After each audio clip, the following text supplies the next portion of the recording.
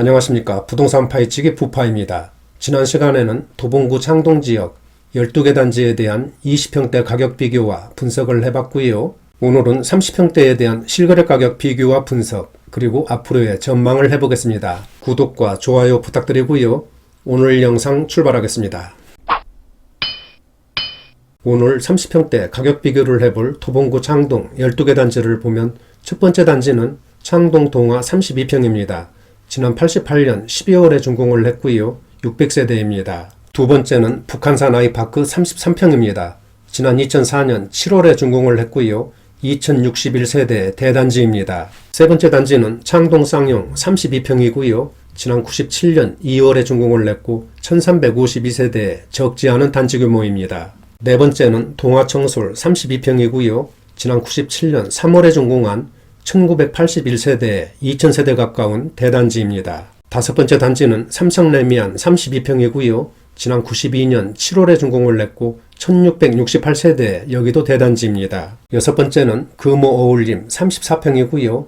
지난 2004년 1월에 준공을 했고 299세대의 작은 규모의 그런 단지입니다. 일곱 번째는 창동 주공 3단지 31평이고요. 지난 90년 9월에 준공을 했고 2856세대 3000세대 가까운 여기도 대단지입니다. 여덟 번째는 창동 주공 19단지 32평이고요. 지난 88년 11월에 준공을 했고 1764세대입니다. 아홉 번째는 신도 브레뇨 1차 33평이고요. 지난 2003년 9월에 준공한 456세대 아담한 사이즈의 단지입니다. 열 번째 단지는 효성 상하 1차 30평이고요. 지난 87년 11월에 준공을 했고 694세대입니다. 11번째 단지는 현대 아이파크 2차 35평이고요. 지난 2001년 6월에 준공을 했고 705세대입니다.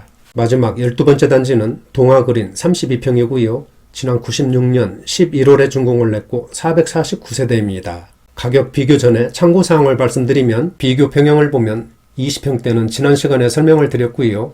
오늘은 30평대에 대해서 알아보겠습니다. 비교 가격은 국토부에 등록된 월별 실거래 가격 중 최고가 기준입니다. 그리고 자료조사 시점과 시차가 있기 때문에 현재 가격이 다를 수가 있으니까 이런 점은 참고를 해주시기 바랍니다. 그럼 도봉구 창동 12개 단지에 대한 30평대 실거래 가격을 보시겠습니다. 삼성레미안 32평입니다.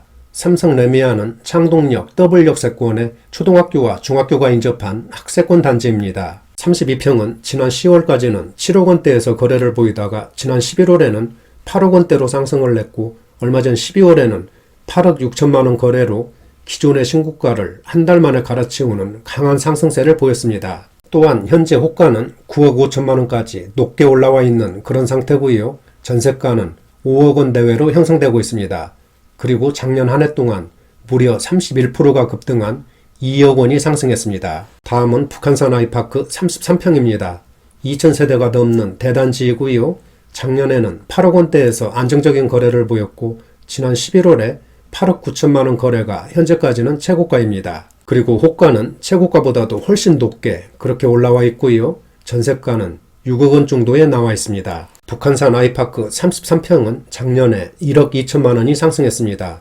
지금 분위기로 봐서는 조만간 9억 원 시대로 진입할 것 같네요. 다음은 창동역 더블 초역세권이면서 초등학교가 가까운 동아그린 32평 보시겠습니다. 거래가 많은 편은 아닌데요. 작년 8월에 7억 원대로 진입을 했고 얼마 전 1월 9일에는 8억 3천만 원 거래로 신고가를 다시 쓰면서 강한 상승세를 나타냈습니다.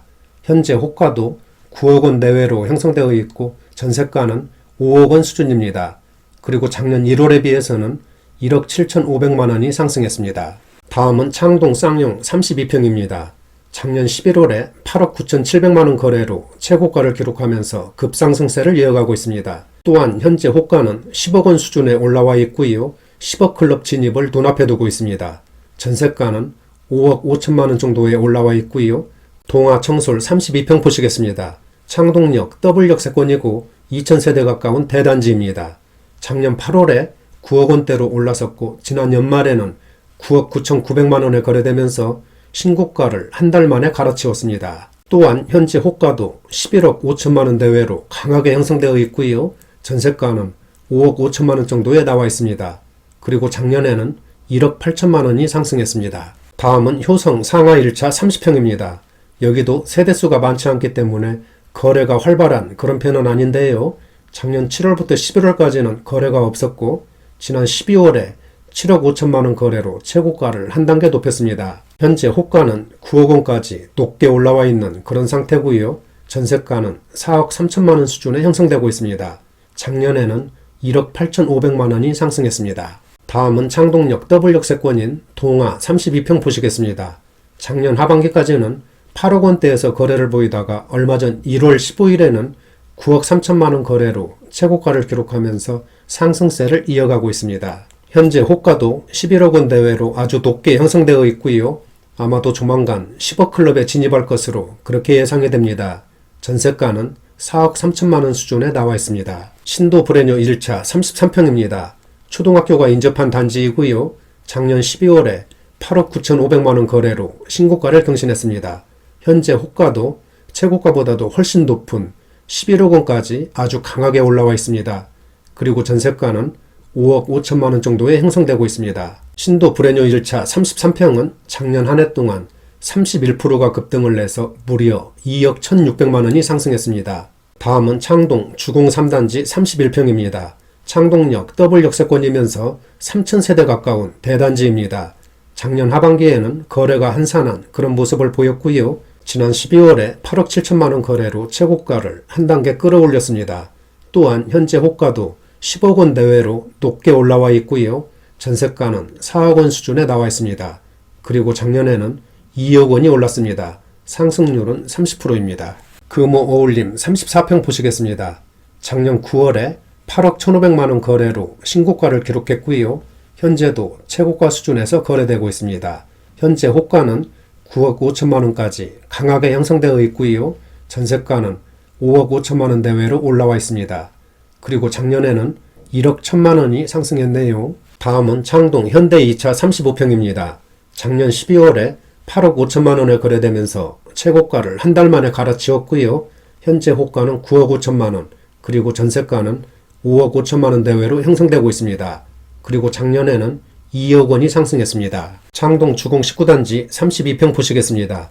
초등학교와 중학교가 인접한 그런 단지이고요. 작년 12월에 9억 원대로 상승을 했고 금년 1월에는 10억 5천만 원 거래로 최고가를 한 단계 높이면서 10억 클럽에 가입하는 강한 상승세를 나타냈습니다. 그리고 현재는 재건축 이슈가 관심을 받으면서 매물도 전혀 없는 그런 상태고요. 전세 물량도 찾아볼 수가 없습니다.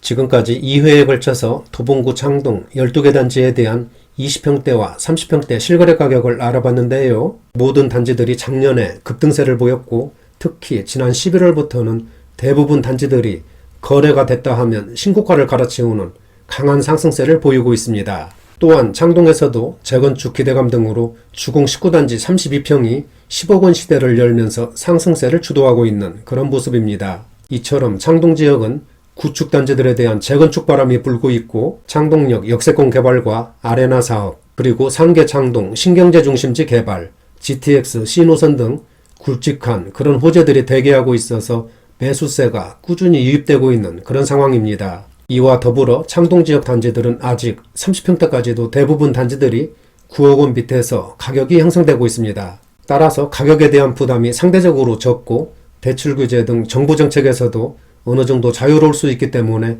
특히 젊은 층의 수요세가 눈에 띄게 들어오고 있는 것으로 그렇게 분석이 됩니다. 따라서 창동 지역 단지들은 앞으로가 더 기대된다고 할 수가 있겠고요.